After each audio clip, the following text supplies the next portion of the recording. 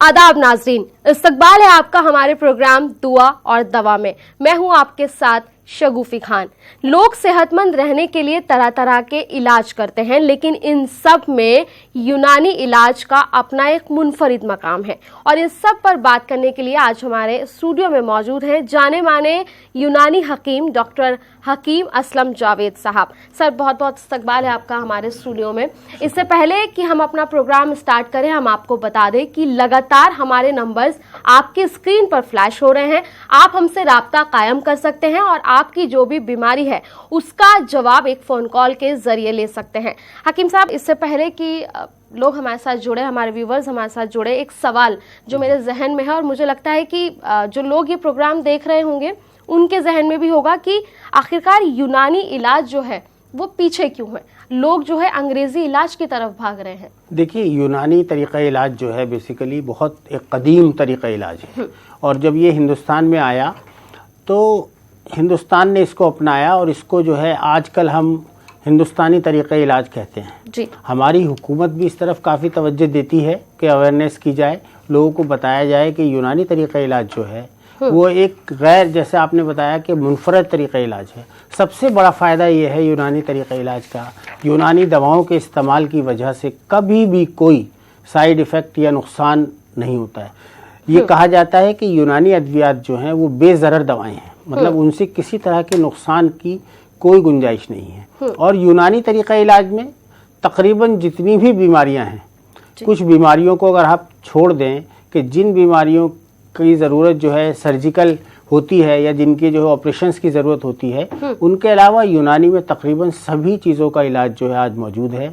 सबसे बड़ा फ़ायदा, जैसे मैंने आपको बताया कि सबसे बड़ा फ़ायदा ये है कि यूनानी दवाओं के कोई मुज़िर असरात या साइड इफ़ेक्ट्स नहीं होते हैं। अगर सही तरीके से यूनानी तबीब जो मतलब असलियत में यूनानी तबीब है, जिसने यूनानी को पढ़ा है, वो जानता है कि यूनानी अद्वियात के कोई नुकसानात नहीं हैं और यूनानी से जितनी भी बीमारियों का आप चाहें इलाज कर सकते हैं। खुसूसी तौर पर जैसे कि गुर्दे के अमराज हैं, जैसे कि डाइजेस्टिव सिस्टम के अमराज हैं और इसके अलावा स्किन की जितनी प्रॉब्लम्स हैं सबका इलाज हम कर सकते हैं।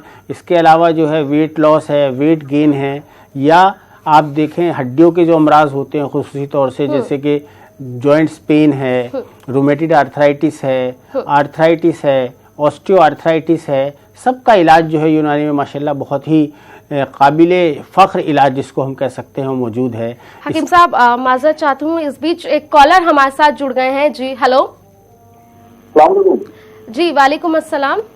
वालेकुम जी, अपना सवाल बताइए। जी, मेरा सवाल ये है मैडम कि मैं कुछ भी खाता हूँ मेरे पेट में दर्द होने लगता है जी। हमने कई जगह अल्ट्रासाउंड भी कराया लेकिन कुछ भी ऐसा निकला नहीं जी, लेकिन ये परेशानी लगातार है। जैसे कि आपने कहा कि आप कुछ भी खाते हैं तो आपको पेट में दर्द होने लगता है, लेकिन अल्ट्रासाउंड वगैरह में कोई तकलीफ जो है वो नज़र नहीं आई। देखिए, दो तीन बातें हो सकती हैं कि या तो आपका जो हाजमा है, मतलब इनडाइजेशन की आपको शिकायत है, उसके लिए देखिए यूनानी में बहुत अच्छा इलाज है इनडाइजेशन के लिए। एक तो प्रॉपर वक्त पर आप खाना इस्तेमाल करें, खाने में बहुत ज़्यादा तली हुई चीज़ें, जंक फूड जिसको कहते हैं, उसका बिल्कुल इस्तेमाल न करना मुनासिब नहीं है। पानी भी सोच समझ कर पीना चाहिए और कोशिश करें कि खाने के तकरीबन आधा से 1 घंटे के बाद पानी का इस्तेमाल करें।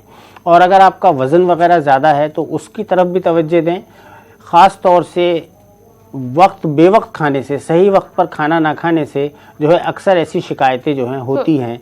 और अगर कोई आप ऐसा काम करते हैं जिससे कि आप मुस्तकिल बैठने का काम करते हैं तो वो भी मुनासिब नहीं है। 1-1, 2-2 घंटे में अगर आप ऑफिस के वर्क में हैं तो थोड़ा सा चहलकदमी ज़रूरी है, हल्के खाने का इस्तेमाल करना चाहिए। बिल्कुल। और हकीम साहब, इससे जुड़ा एक सवाल मेरा भी है कि जैसे हम डेली ऑफिस जाते हैं, लोगों की लाइफ जो शेड्यूल है वो इतना बिजी हो गया है, किस तरह लोग जो है अपनी डाइट का ख्याल रखें देखिए, डाइट जो है आजकल बहुत सारी बीमारियां ऐसी हैं जो हमारी लाइफ स्टाइल की वजह से हो रही है, क्योंकि बेवक्त जॉब्स में ड्यूटीज़ वगैरह भी होती हैं, कभी रात में होती है, कभी दिन में होती है। ख़ास करके जो लोग ऑफिसेज में या मीडिया में या बीपीओज में जॉब करते हैं, तो उनको जो है अपने एक तो सोने जागने का भी बहुत वक्त जो है मुतय्यन करना चाहिए। उसके अलावा खाने पीने में जो है ख़ास तौर से खुसूसी ख्याल ये रखना चाहिए, बहुत ज़्यादा हैवी जिसको खाना कहते हैं। यूनानी में कहा गया है कि सकील ग़िज़ाएँ, जो मतलब हैवी जो खाने होते हैं, जैसे कि आप जानते हैं कि ज़्यादातर लोग जो है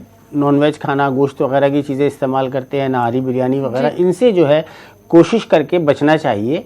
हल्की ग़िज़ाएँ जो होती हैं, ज़ूद हज़म ग़िज़ाएँ जिन्हें कहा जाता है, यूनानी में कहा गया है कि जितनी आप हल्की ग़िज़ाएँ इस्तेमाल करेंगे, मान लीजिए कि सब्जियां हैं, तोरी, टिंडा, लौकी, परमल वगैरह जो है, इन जल्दी हज़म होती हैं, या जो इस तरह फ्रूट्स का इस्तेमाल बहुत अच्छा रहता है। फ्रूट्स आप करें तो आपको पूरी ग़िज़ाइयत भी मिलेगी, और जैसे एप्पल है, सेब है, अमरूद है, पपीते का इस्तेमाल बहुत फ़ायदेमंद होता है खुसूसी तौर से।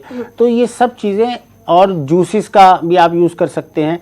पानी जो है एक इंसान को कम से कम 4 से 5 लीटर जो है एक दिन में पीना बहुत ज़्यादा ज़रूरी है, बहुत ज़्यादा ज़रूरी है, ख़ास करके जो लोग ऑफिस में काम करते हैं। और थोड़ी सी चहलकदमी, जिसको कि ये मॉर्निंग वॉक भी कर सकते हैं वो लोग, इवनिंग वॉक भी कर सकते हैं। तो अपनी लाइफस्टाइल का ध्यान रखना बहुत ज़रूरी है। आजकल लाइफस्टाइल की वजह से बहुत सारी बीमारियां जो हैं हमारे यहाँ पैदा हो गई हैं। और इस बीच हाकिम साहब, माजरत चाहूंगी, कॉलर हमारे साथ जुड़ गए हैं जी। हेलो, मैं नजरुल हसन बात कर रहा हूँ बिहार से। जी बताइए, अपना सवाल बताइए। डॉक्टर साहब से बात हो रही है? जी फरमाएं जनाब। डॉक्टर साहब, मैं थोड़ा सा काम करता हूँ, 1-2 घंटे ऑफिस में वर्क करता हूँ, मुझे थकान सी महसूस होने लगती है, और इसके अलावा अगर हम थोड़ा बहुत चलते हैं तो घुटनों में हमारे पेन रहता है। अच्छा, घुटनों में दर्द रहता है और कमजोरी महसूस होती है आपको? जी जनाब आली, एक तो आपको जनरल वीकनेस है, जिसको कि आम जिस्मानी कमजोरी कहा जाता है यूनानी में खुसूसी तौर से। तो बहुत ज़्यादा स्ट्रेस लेना, बहुत ज़्यादा सोच फिक्र करना, ये बहुत ज़्यादा नुकसानदेह चीज़ है।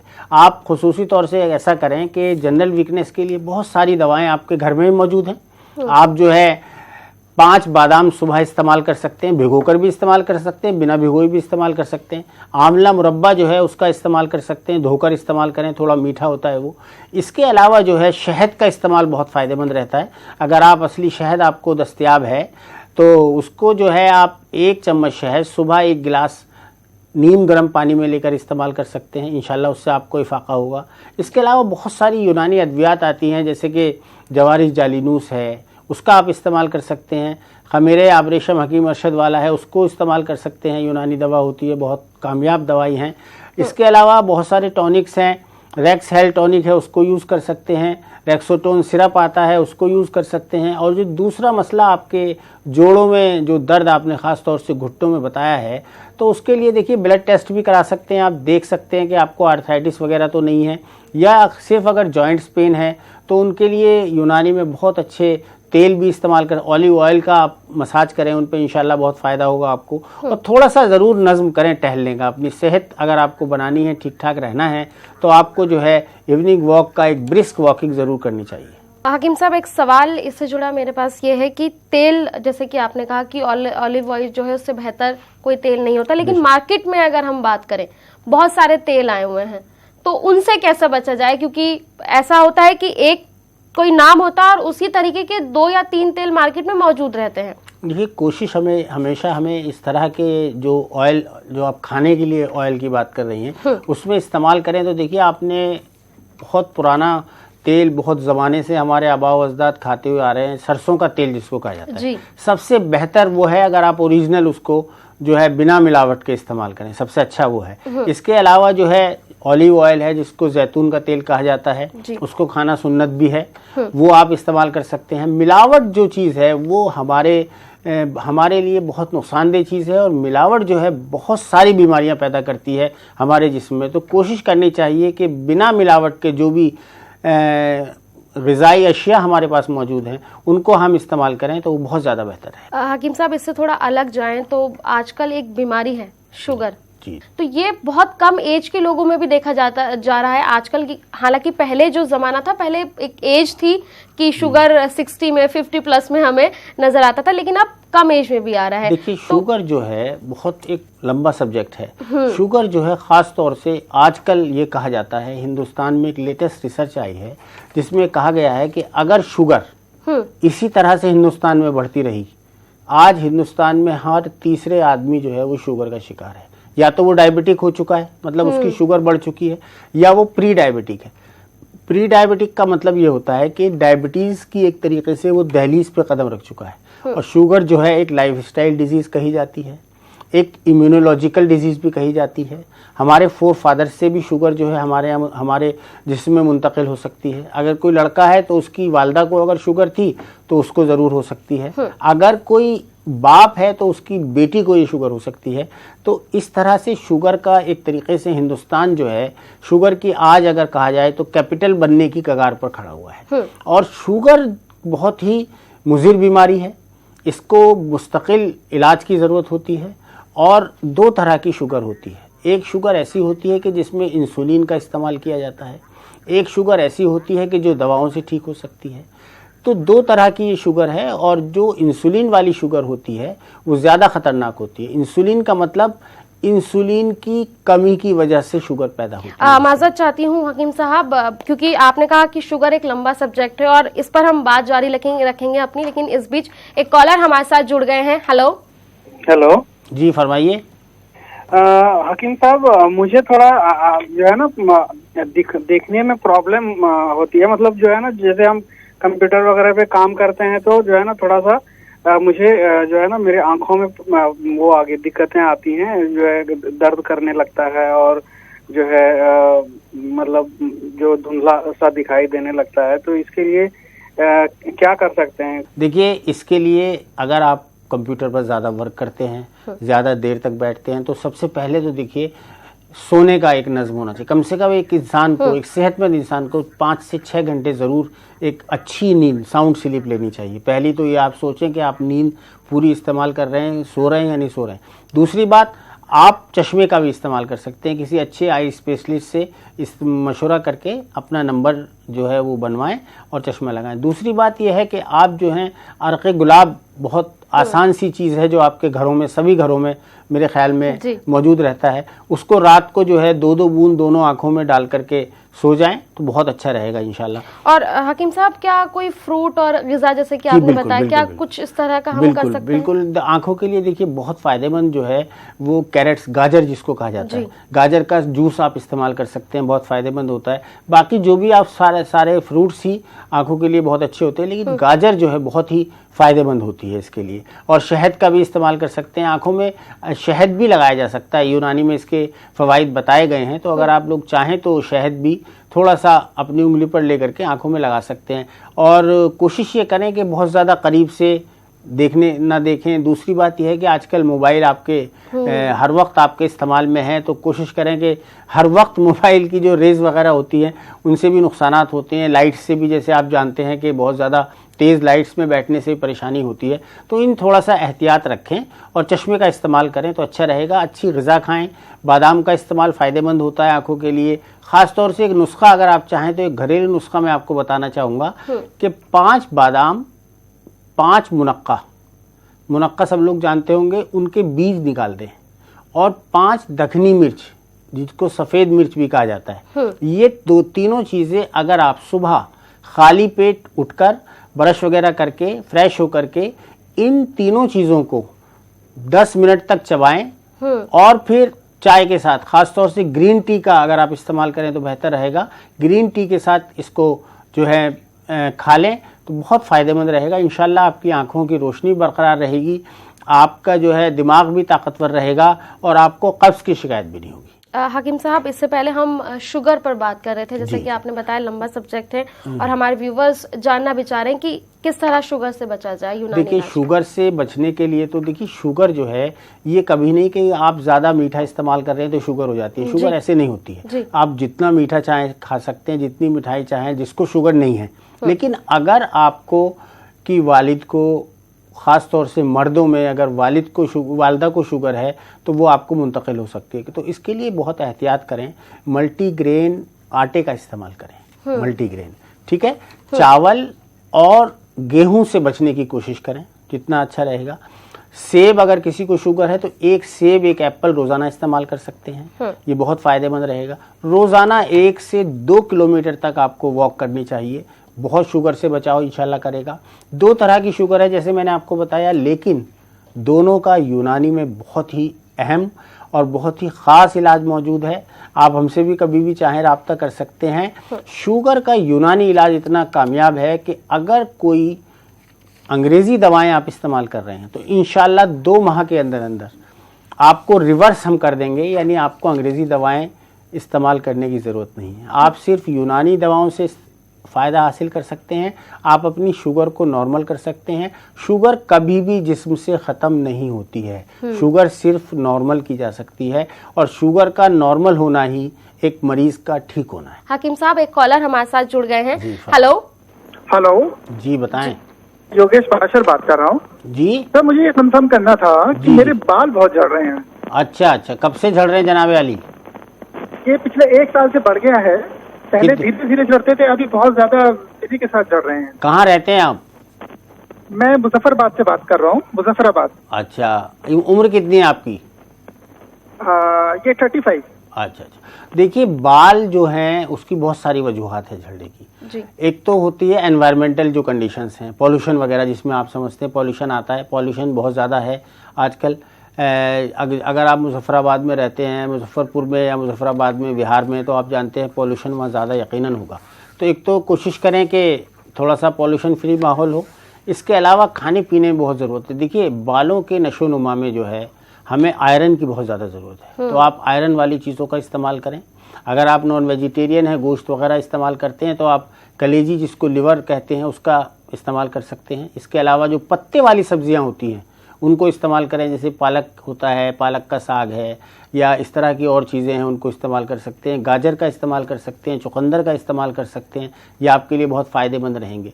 और इसके अलावा जो है बालों में देखिए झड़ने की 2-3 वजूहात भी होती हैं। एक तो स्किन प्रॉब्लम होती है, जिसको आप अक्सर लोग देखते हैं कि जैसे रूसी का गिरना है, वाइट एक, वो अक्सर लोग खुजली भी होती है उसमें। एक बात मैं आपको बता दूं कि एक स्किन प्रॉब्लम होती है जिसको सोराइसिस कहते हैं, वो बालों से शुरू होती है। तो आप ये देखिए, अगर आपके बाल ज़्यादा गिर रहे हैं, अगर आपको खुजली हो रही है और रूसी की तकलीफ़ आपको है, तो आप फ़ौरन किसी भी यूनानी हकीम से रब्ता कायम कर सकते हैं, हमसे भी कर सकते हैं। तो ये सोराइसिस की एक शुरुआत भी होती है, उसका भी आप थोड़ा एहतमाम रखें। और एक ऑयल का भी आप यूज़ कर सकते हैं, जैसे कि रोगन आमला है, उसको आप इस्तेमाल कर सकते हैं, रात को सोते वक्त लगाएं हर तीसरे दिन। और शैम्पू वगैरह जो होते हैं, जो केमिकल वाली चीज़ें हैं, उनका इस्तेमाल बिल्कुल ना करें। सरसों का सादा तेल जो आप घर पर आपके मौजूद होता है, उसको भी इस्तेमाल कर सकते हैं। शैम्पू की जगह अगर आप गेसू दराज पाउडर, एक दवा आती है, उसको इस्तेमाल करें। वो शैम्पू की तरह आपको 2-3 चम्मच आप भिगो दें और फिर उसको लगाएं, तो इंशाल्लाह आपको बहुत फ़ायदा होगा। खाने पीने में थोड़ा सा मैंने आपको बताया है, और थोड़ा टेंशन्स वगैरह भी कम रखनी चाहिए, सोच विचार जो है वो ज़्यादा ना करें। हकीम साहब, न्यू जनरेशन की हम बात कर रहे थे, और जैसे कि ये कॉलर भी हमारे साथ जुड़े, 35 की एज में हेयर प्रॉब्लम है, तो कैसे अवेयर किया जाए न्यू जनरेशन को यूनानी इलाज? सबसे पहली चीज़ ये है कि यूनानी जो सिस्टम है, जिसको कि हम यूनानी तरीक़ा इलाज भी कहते हैं, यूनानी सिस्टम ऑफ मेडिसिन कहते हैं, उसमें ये बताया गया है, 7 चीज़ों का जिक्र किया गया है, जिनको कहते हैं असबाब सित्ता ज़रूरिया, 7 एसेंशियल फैक्टर्स। अगर आप उन 7 चीज़ों पर गौर व फिक्र करें, जो कि इंशाल्लाह फिर हम अगली बार बताएंगे डिटेल से, उसमें क्या है कि सारी चीज़ें ये कहा गया है कि अच्छी साफ़ हवा होनी चाहिए, अच्छे माहौल में रहना चाहिए, अच्छी ग़िज़ा खानी चाहिए, सही वक्त पर सोना चाहिए, सही वक्त पर उठना चाहिए। तो यूनानी सिस्टम जो है एक ज़िंदगी गुजारने का, हेल्दी ज़िंदगी गुजारने का, सेहतमंद ज़िंदगी गुजारने का बेहतरीन तरीक़ा है। वो सिर्फ एक इलाज नहीं है, हमारी एक वे ऑफ सिस्टम है, हेल्दी वे ऑफ सिस्टम है। तो आप अगर हम यूनानी के बारे में बात करें, तो यूनानी के बारे में बात करने के लिए बहुत वक्त है, बहुत सारी चीज़ें हैं, लेकिन मैंने आपको 6-7 चीज़ें बताई हैं कि अगर आप इन पर गौर व फिक्र करें तो इंशाल्लाह आपको तकलीफ़ों से बचाएगा, सेहतमंद रखेगी यूनानी तरीक़ा इलाज आपको, और आपकी बीमारियों का इलाज भी यूनानी में है, तकरीबन सभी बीमारियों का इलाज है। एक सवाल ये भी है हकीम साहब कि यूनानी इलाज में थोड़ा टाइम लगता है, टाइम टेकिंग प्रोसेस है, तो लोग जो है वो दवा छोड़ देते हैं बीच में, यूनानी दवा लेते हैं और फिर बीच में छोड़ देते हैं और अंग्रेजी दवा की तरफ रुख कर लेते हैं। देखिए, यूनानी तरीक़ा इलाज थोड़ा सा आप उसको टाइम टेकिंग कह सकती हैं, थोड़ा सा लंबा कह सकती हैं, लेकिन सबसे बड़ी बात क्या है कि यूनानी सिर्फ बीमारी का इलाज नहीं करती, यूनानी कॉज का इलाज करती है, वजह का इलाज करती है। कि अगर आपको मान लीजिए स्किन कोई प्रॉब्लम है, किस वजह से है, हम उसको ट्रीटमेंट देते हैं कि उसकी वजह जो है, जो जड़ से बीमारी को ख़त्म करने का नाम है यूनानी। जड़ से बीमारी को खत्म करने का नाम है यूनानी। और यूनानी तरीक़ा इलाज से नुकसानात बिल्कुल नहीं है, बहुत ज़्यादा महंगी तिब नहीं है, बहुत ज़्यादा महंगी दवाइयाँ नहीं होती। आप देखते हैं यूनानी दवाइयाँ आजकल बहुत सारे लोग जो है मैन्युफैक्चर करते हैं, बहुत सारी कंपनियां मैन्युफैक्चर करती हैं, बहुत सारे हकीम भी हिंदुस्तान में मौजूद हैं जो आपका इलाज करते हैं। लेकिन हमेशा जब भी आप यूनानी तरीक़ा इलाज के बारे में सोचें तो ये सोचें कि ये पूरी जड़ से हमारे बदन से बीमारी को ख़त्म करती है, आसान इलाज है, और इंशाल्लाह आप पूरे हिंदुस्तान में दवाएं जो हैं हमसे भी मंगा सकते हैं और हमसे मशवरा भी कर सकते हैं। हकीम साहब, मुझे लगता है कि हमारे जो व्यूवर्स हमें लगातार देख रहे हैं, हम अपने व्यूवर्स को बताते चले कि लगातार नंबर्स आपकी स्क्रीन पर, टीवी स्क्रीन पर फ्लैश हो रहे हैं, आप हमें कॉल कर सकते हैं, हमसे राब्ता कायम कर सकते हैं। हकीम साहब लगातार आपके जो सवाल है उनका जवाब दे रहे हैं। हकीम साहब, यूनानी इलाज की हम लगातार बात कर रहे हैं, यूनानी इलाज का प्रोसेस क्या है, किस तरह तरीके से किया जाता है, ये भी हमारे व्यूवर्स देखिए, मरीज हमारे पास जब आता है हमारी क्लिनिक पर, या बहुत से हॉस्पिटल्स में भी यूनानी हकीम होते हैं, उनके पास आते हैं, वो उनको देखते हैं जिस तरह से अंग्रेजी डॉक्टर्स देखते हैं, एलोपैथिक डॉक्टर्स देखते हैं। हम भी टेस्ट कराते हैं, पैथोलॉजिकल टेस्ट अगर ज़रूरत पड़ती है बहुत ज़्यादा, लेकिन हम लोग इसमें टेस्ट वगैरह नहीं कराते हैं। आपने देखा होगा कि एलोपैथिक डॉक्टर्स बहुत सारी एक लंबी लिस्ट दे देते हैं जिसकी कि मरीज़ को ज़रूरत नहीं है। तो हम जो ज़रूरी टेस्ट होते हैं, पैथोलॉजिकल टेस्ट होते हैं, वो कराते हैं, और फिर मरीज़ का मुआयना करते हैं, मरीज़ की नब्ज़ देखते हैं, और फिर मरीज़ की बीमारी को पता लगा करके उसकी तशख़ीस करके उसको हम दवाएं जो हैं वो अपने पास से भी देते हैं, बाज़ार से भी लिख कर देते हैं। तो कोई बहुत इसमें मुश्किल तरीक़ा नहीं है, आप दवाएं घर बैठे भी मंगा सकते हैं हमसे। आप चाहे हिंदुस्तान में हैं या हिंदुस्तान से बाहर हैं, उसके लिए भी हमारे यहाँ खिदमत मौजूद है इंशाल्लाह, और हिंदुस्तान में चाहें तो कहीं भी हमसे दवाएं मंगा सकते हैं। कोई मुश्किल प्रोसेस नहीं है। ऑनलाइन ट्रीटमेंट का भी जो है तरीक़ा हमारे यहाँ मौजूद है। आप चाहें तो हमारी कॉल भी कर सकते हैं, व्हाट्सअप कर, सब आजकल जो नए तरीक़े हैं, और ऑनलाइन तरीक़े से भी आप हमारे वेबसाइट पर जो है जाकर के unaniherbal.org वेबसाइट है, उस पर जाएं, उस पर एक कंसल्टेशन फॉर्म होता है, काफ़ी लंबा है थोड़ा सा, वो उसमें सारी आपको अपनी चीज़ें बतानी होंगी, भरकर भेजनी होंगी। इंशाल्लाह हम आपको जो है उसके ज़रिए भी दवाएं भिजवा सकते हैं। और हकीम साहब, एक सवाल ये कि क्या परहेज़ की ज़रूरत है यूनानी इलाज में? बिल्कुल। देखिए, यूनानी का जो इलाज का तरीका है 2-3 तरह से होता है जी। एक होता है दवाओं के ज़रिए इलाज बिल दवा, एक होता है इलाज बिल ग़िज़ा के ज़रिए भी इलाज होता है। यूनानी में बहुत सारी चीज़ों का इलाज सिर्फ ग़िज़ा के ज़रिए हो सकता है, लेकिन परहेज़ ज़रूरी है। अगर परहेज़ करेंगे आप तो इंशाल्लाह बहुत जल्दी आपको इफ़ाक़ा होगा। परहेज़ तो देखिए अंग्रेज़ी दवा वाले जो डॉक्टर्स हैं वो भी बताते हैं, लेकिन यूनानी में इस पर ख़ास ध्यान दिया गया है। बहुत सारी बीमारियाँ सिर्फ हमारी उन ग़िज़ाओं की वजह से होती हैं। अगर हम हल्की ग़िज़ाओं का इस्तेमाल करें, हम जो है बहुत ज़्यादा तली हुई चीज़ें जिनको कहते हैं फ्राइड चीज़ें हैं, बहुत ज़्यादा जो है जंक फूड, जो बाहर का खाना, बाज़ार का खाने का इस्तेमाल करते हैं, तो नुकसान में रहता है। आदमी अगर चाहे तो फ्रूट्स बहुत अच्छी चीज़ एक अल्लाह ताला ने हमारे लिए पैदा की है, उसके कोई नुकसानात नहीं हैं, बहुत जल्दी हज़म होने वाली चीज़ें होती हैं। फाइबर चीज़ों का, फाइबरस चीज़ें जो होती हैं उनका बहुत इस्तेमाल करें। आपको मालूम होगा, जो भी हमें लोग देख रहे हैं, कि अब से 30-40 साल पहले लोग जो थे बहुत सारे अनाजों को मिलाकर खाया करते थे, और उसको बुरा समझा जाता था, ये माना जाता था कि गरीब लोगों का खाना है ये, खाली गेहूं जो है वो मालदार लोग खाया करते थे। लेकिन आज देखिए बिल्कुल रिवर्स हो चुका है कि जो पैसे वाले लोग हैं या मालदार लोग हैं वो जो है मिक्स अनाजों का आटा खाते हैं, और जो गरीब आदमी है वो सिर्फ गेहूं का आटा खाता है। तो आप ये देखें कि सिर्फ 30-40 सालों के अंदर कितना चेंजेस आया है, और वो फ़ायदेमंद है। वो जो आटा है जिसमें जौ, बाजरा, मक्का, गेहूं सब मिला हुआ होता है, वो फाइब्रस होता है। उससे बहुत सारी तकलीफ़ों को दूर किया जा सकता है, बहुत सारी बीमारियों से बचा जा सकता है। इसी तरह से आप सब्जियों का इस्तेमाल करें। जो लोग जो है गोश्तखोर हैं, जो लोग नॉन वेजिटेरियन हैं, वो भी ज़्यादा रेड मीट का इस्तेमाल ना करें बहुत ज़्यादा। आप चिकन इस्तेमाल कर सकते हैं, मछली एक बहुत अच्छी चीज़ है, उसको इस्तेमाल कर सकते हैं। और जो बाकी लोग हैं वो वेजिटेरियन हैं, तो माशाल्लाह बहुत सारी अल्लाह ताला ने हमारे लिए बहुत सारी नियामतें जो हैं उतारी हैं, और उन सब को हम इस्तेमाल करें, सलीके से, तरीके से खाएं, तो बहुत ज़्यादा फ़ायदेमंद है।